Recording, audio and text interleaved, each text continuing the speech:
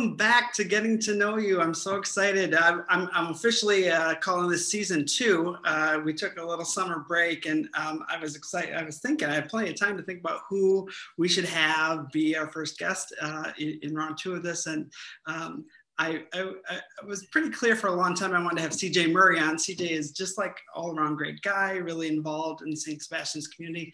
He's also head of the Stewardship Committee, and when this airs, I don't know what the situation will be back, but he is single-handedly responsible for bringing back Donut Sunday to St. Sebastian's, which, I mean, after 15 months off is quite a feat. And we're going to get into his involvement at Seb's, but hi, CJ, how are you? John, I'm great. It's great to be on. I'm a huge fan of the show. I've seen them all, which is maybe weird. I don't know, but first time caller. What? First time, long time. Yes. First time, long time. Yeah. No, thanks for having me on. And you've done such a great job with these. It's been fun to get to know people in the parish that maybe if they don't go to my mass, maybe don't see them. So it's just good to get to know people. And after we took our summer break, people would say to me, like, we want to meet more people. So we're just going to keep rolling with it. Even though you and I could be in the same place, this is a nice way to record. So thanks again for doing it. And my first question for you is, as always, CJ, tell us about you. All right. Well, thanks, John. CJ Murray. I was born in Iowa. People know your name already. People know. I don't know. I was born in Iowa, and I pretty much grew up in Texas, where my family still lives.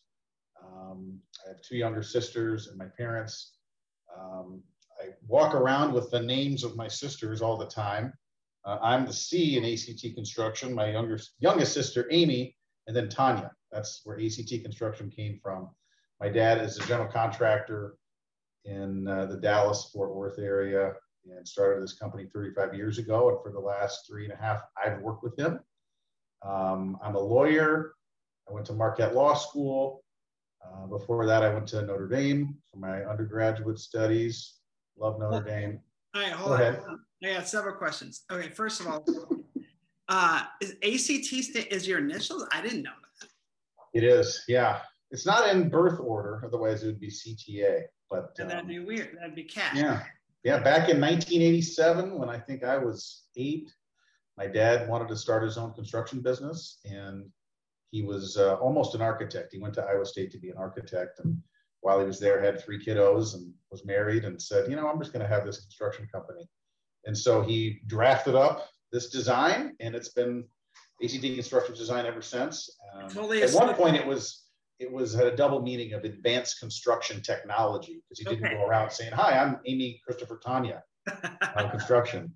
But we actually have had a picture where me and my sisters all try to make the shape of whatever our letter is. So I got to be the circle. Higher. I'm not sure for that. Oh, I'm sorry. Yeah, you probably can't see it. There it is. Yeah. There we go. Yeah, that makes a little bit more sense now. We're not above advertising. Well, thank you. Thank you. And you have a new role at this company, right? Yeah, as of recently, I'm now the CFO as well as the general counsel there. So it's very exciting. Congratulations. Working with my dad, it's been great, and we do commercial construction projects all over the country. And most people, I guess, the most widely known thing that we do is we build Jimmy John's. We've probably built 800 Jimmy John's restaurants. Yes, thank you for that service. Yeah, including the one down right on State Street in Wauwatosa. So I bought the first sub at that Jimmy John's, and they're supposed to frame it, but when I go in there, I don't see it. My dollar bill. What's your go-to Jimmy John's card? I don't have one. I really just keep dabbling. Yeah, all I do now is I just dip everything in the kick and ranch sauce. Yes, I love the kick and ranch. So that's it. My tip would be the jalapeno chips dipped in the kick and ranch.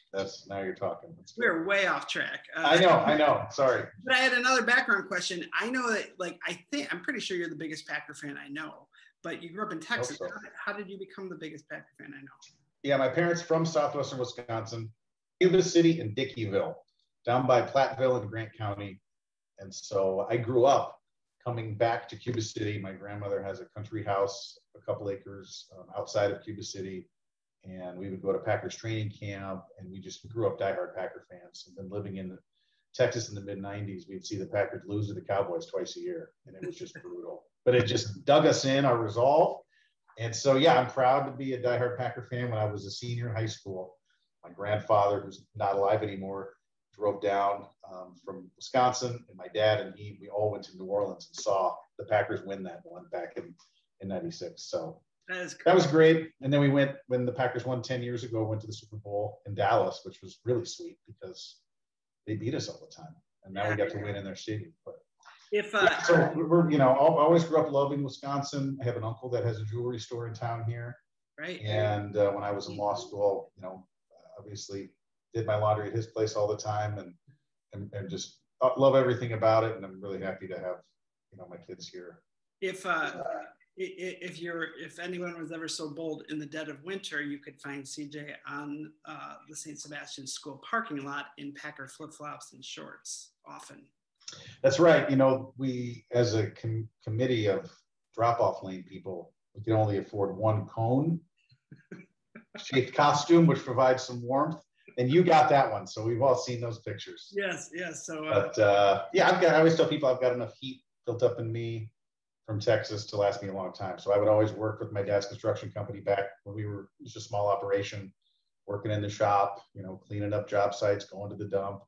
Every summer from Notre Dame, I would work. We built pools at the time as kind of a side project. Wow. I'd lose 20 pounds and get really tan, and then go back to school and think, I don't know if manual labor is what's for me. Yeah, right. That's right. That's tough. Good. You and I know each other first from being school parents together, and you've got 3 kids, right? That's right. 10 years we've been at St. Sebastian, the school. Luke, my oldest, just graduated, and he is going to be a freshman at Marquette. Congrats, He's Luke. really excited about. Thank you. Yeah, he's really excited. And then Joe is coming into 7th grade this year, and Maggie's 6th grade. So they're all 20 months apart. And it's really hard to believe at this point now, we're one of the families that are on the way out almost. Yeah. And that's such a big part of our time at St. Sebastian here. And I was fortunate when I left law school, really just drove west, didn't know much about Milwaukee, and ended up at a place on 56th Street. And when Luke became school age, said, hey, let's check out the school a block and a half away. There really wasn't a lot of foresight to it. And I think, now about all the people here and the neighborhood and the community, obviously God was watching out, because it's really amazing. Feel very blessed. I remember being a young family in the school too, and seeing the veteran families that were, they just were so, it was so much part of who they were, and it was so much home to them. And you're right, it's like, just like that, we are on that side of things now. But we stepped in good footsteps for sure. That's right. A lot of good examples, and just becoming more involved. I know a lot of people don't think I work at ACT Construction. They think I work at the school, at least until the last year. But these are the years where you've got Maria's going to be an 8th grader and a 5th grader. These are the years where you're supposed to be involved. Yeah. Right? When the kids are babies, it's pretty hard to do that, and everyone's got to carry their weight when they're in the thick of it. So yeah, in a couple of years, I won't be in my flip-flops on the playground. Someone else will do that. So someone get your flip-flops ready. But let's talk about your involvement. I mean, I do want to hear about your faith, but I just don't want to forget this thought. Like, you've been so involved in the school particularly, and the parish too. But like, I just had this like flash of, oh man, I can't wait till we can get back to fish fries. And you're the fry kid dad, like you're. Oh, it's so much fun. And so many of these things, they just start with a couple yeses. And then, the best part is these are people you want to spend time with. Yeah. And so Jeff Sobchak used to be the fish fry coordinator for the kids on Friday nights. And he asked me, and I kind of said, is that something I want to do? I want to wrangle this many kids, but it's been a blast. There's 30 to 40 kids on Friday nights, and they have such great attitudes. There's never any issues. There's such a great representation of the school and our parish. And the fish fries themselves, I think that's one of the best things we do as a whole community.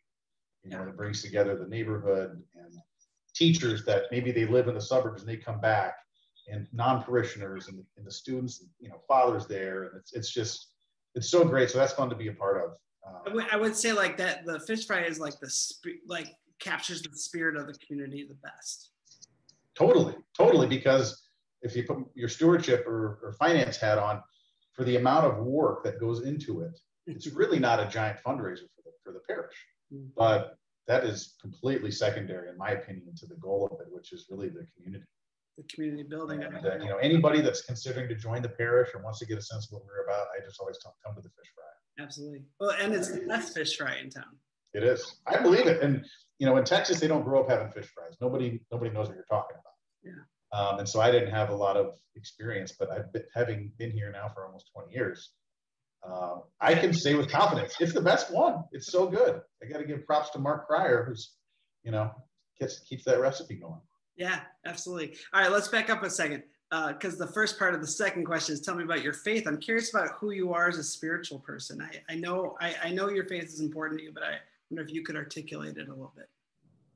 Yeah, I think it's like a lot of things. It's not a straight line with anything, you know, and especially with your faith, it comes and goes as far as how large of a presence it is in your life, depending probably on what's going on in it. Yeah. And, you know, I've had a lot more realizations with tougher times when that's been what we can rely on, when it seems like there's not a lot else there.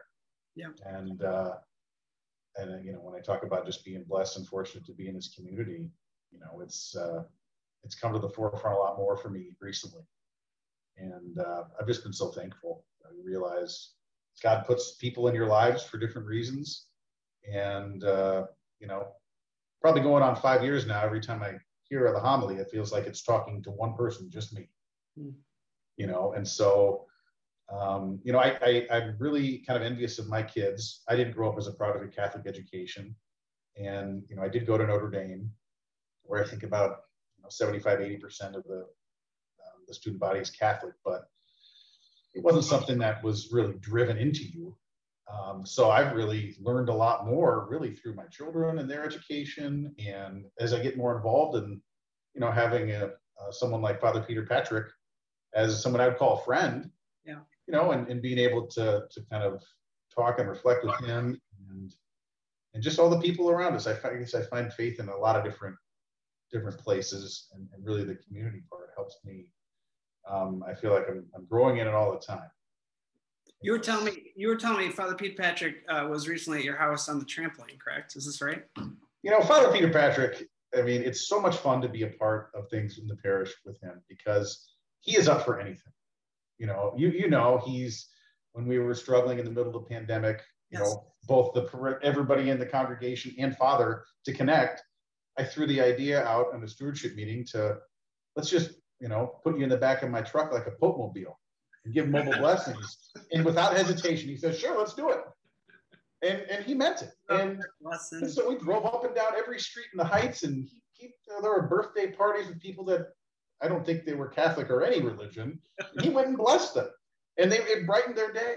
And we did all the stuff. We did one in a blizzard in February, and he was game for anything. And so he had some family in town recently, and, you know, he stopped by the house, and I said, have you guys ever been on a trampoline? And they said, no. I said, what better time than now? I didn't have to twist his arm. So next thing you know, 5 of us are in the trampoline playing crack the egg. We're laughing and falling all over the place. It's great. He has such enthusiasm and joy. Yeah. It's really infectious. It's fun to be around. And, you know, I know it's not just me, but people want to be a part of that. And that's why it's all this momentum that we have that feels like it's been blunted by kind of outside forces. It's really frustrating. Yeah. And I know he gets frustrated with that too, just because we've got a lot of momentum and enthusiasm and want to capitalize on it. And he is enthusiastic and he wants to be positive. I often talk about this all the time, but when I interviewed him, I said, like, yes, there you go, Packers. Why did you know, that God is good all time God is good. I'm like, you know, like, what's that about? Why do you keep doing that? And he's like, because I want to remind people, because God is so good and we don't want to forget it. So let's talk about it all the time. And that is like who he is. Oh yeah. He's so genuine. And every time I leave, I just feel, you know, a little more full when I leave it, wherever, just if it's a couple minutes. So yeah. Well, and you've contributed to that too. I do want to bring up we're recording this a little earlier in August, but you recently got donuts on, and not that I'm sure you don't want to take all the credit for it, but you were instrumental in it, and I'm pretty sure you picked up the donuts and everything. So talk about what that was like. How did you get that idea to bring that back, and talk about that a little bit?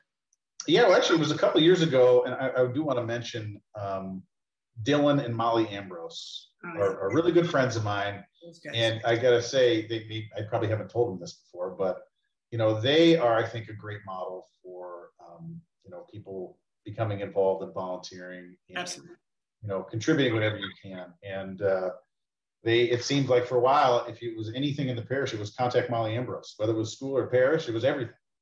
And I was thinking, how can she do all this? And then there was the adage, if you want something done, give it to a busy person.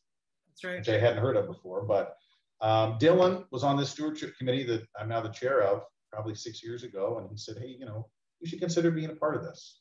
And I wasn't as involved in the parish. I was a lot more in the school. And I'm so glad I did. And the doors that it's opened from there have been fantastic. So we're brainstorming ways to engage people and welcome new and old parishioners. And I said, when I was little in Texas, kid, I didn't really enjoy going to Mass as much. But every Sunday at the end of Mass, they had coffee and donuts. Now, I didn't care for coffee, and I still don't, but I sure love donuts. And so I kind of brought up the idea to the stewardship committee, and everybody says, it sounds like a great idea, but for Catholic parish, we don't have money for that. And so we just started saying, well, why don't we try to make it happen anyway? So for about 2 years, we just went and got the donuts anyway. Yeah. And set them up. The Ambroses and the Coors and Zelinskis and other families would help staff after the 8 or 10:30. And after a while, we received word that, the parish thinks this has been such a great idea. People mill around and they talk and they interact with each other, and it just brings good vibes that we'll now contribute and pay for the donuts, which has been good. And so, yeah, it become such a great thing. My predecessor, Jill Schmid, who was the chair of the stewardship committee before me, she got the great idea to have other ministries host the Donut Sunday. And so they could maybe get out some literature, whatever message they might be promoting, or if there's an event coming up. So, the finance council, the finance committee, who thought they would, giving out donuts, or home and school before the open house, or the farmer's market while their thing's coming up. And it became a really great thing. And then, of course, March 20, everything shut down. And then finally, about a month and a half ago, we got the news that the Arch says we can serve food again. And I know you're thinking about that with your Alpha program as well. Yeah. And so, I was so happy to call Joey at Cranky Owls back up and say, Joey, we're back, baby. And so, the nice thing about being the donut guy, number one, everyone's happy to see the donut guy. Absolutely. And I had to do a lot of field research to find out which donuts would be the best.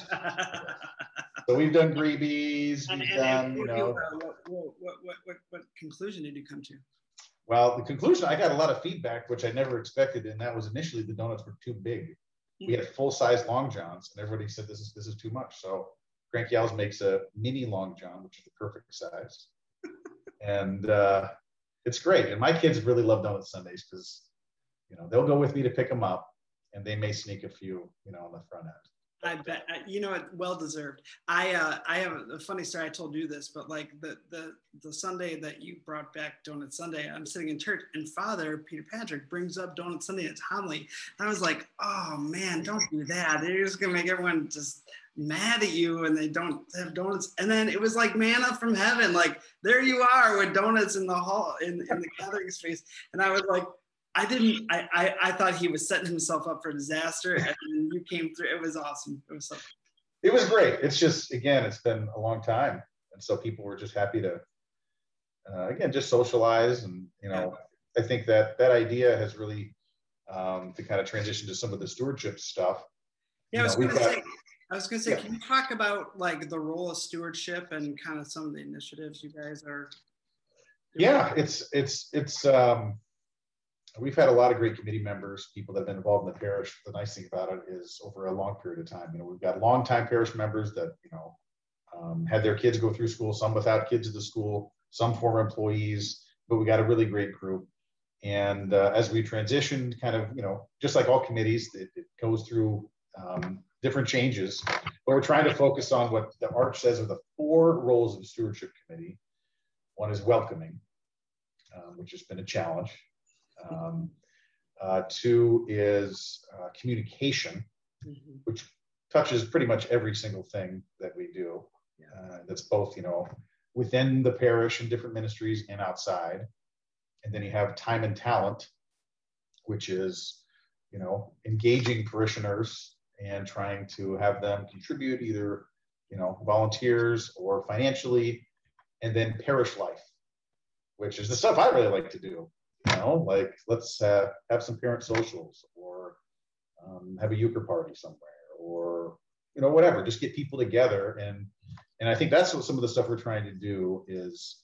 We're struggling a little bit with some of our restrictions on how best to welcome and engage people, because you can only do so much over Zoom. I mean, you look great, and I could laugh to you here all day, but there's nothing like being in someone's presence, physical presence. And so we're doing what we can right now, but we're really looking forward to having a lot more events where we bring people together. And what I'm hoping is that, when you're thinking about what you're going to do this weekend or next month, is you look to the parish calendar first. What's going on in the parish calendar? That's where we start, because we want to be with those people. That's a trend that, I mean, in the 50s, that would have been always people's go-to, and it's not in today's culture, and it would be good to get back to that. Yeah, I think we can, and I've talked to you about this. We will be, maybe by the time this airs, it might be happening. We are going to start a St. Sebastian Men's Club, which, all ages, just men getting together, various activities. Maybe we play cards, maybe we shoot free throws in the gym, maybe we build bird boxes to hand outside, but just to get our groups together, and that's been inspired a little bit by the moms group, the Chelsea Duffy, and I think Maggie Shelley, that's right.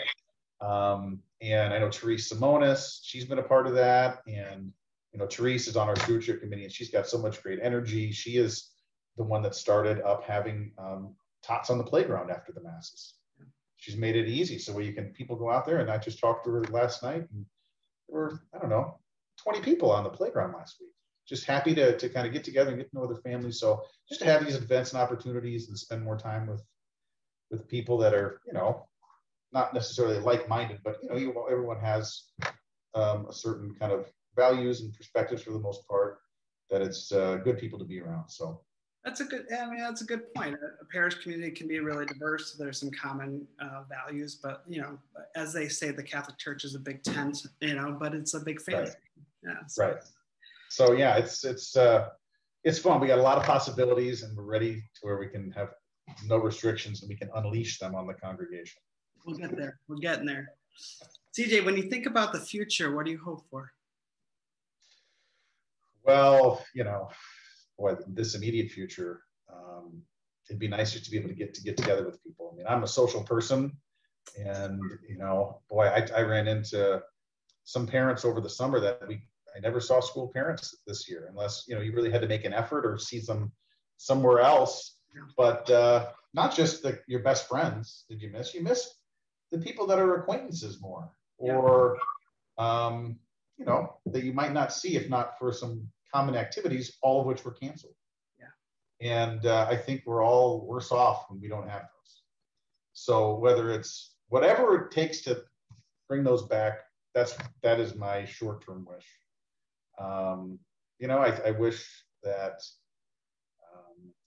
we continue to capitalize on the momentum and enthusiasm that Father Peter Patrick has, and Heather, as a principal. I just think they're a great team. Absolutely. And, we're very lucky to have them. And I feel real fortunate that my kids have been able to be at St. Sebastian School under her leadership and under Father. It's fantastic. So I'd like us as a parish, right now, again, I'm not sure when this airs, but the bell tower is about to be lit, and all that work has been done there. And I've been talking with Rocky Marcoux. We're going to have a celebration event to kind of commemorate that. It just seems like there's all this really positive energy I just want us to capitalize on the playground. You helped with that too. The playground. Did I tell you the funny story about the playground? At one point, we were looking like we might have to pay someone to dismantle the old playground, and take that out. And a couple of us got together and said, you know what? We all have Sawzalls, and I think we can save the church some money, and everything's, quite expensive. So we decided to do that. So Dylan Ambrose, Eric Lindstrom, and Bo Sanders, Jake Core, and I want to say, I'm sure I forgot one person actually right now. But anyway, a group of dads got together with our power tools, and we take the old thing down. And we load it all up in the back of my truck.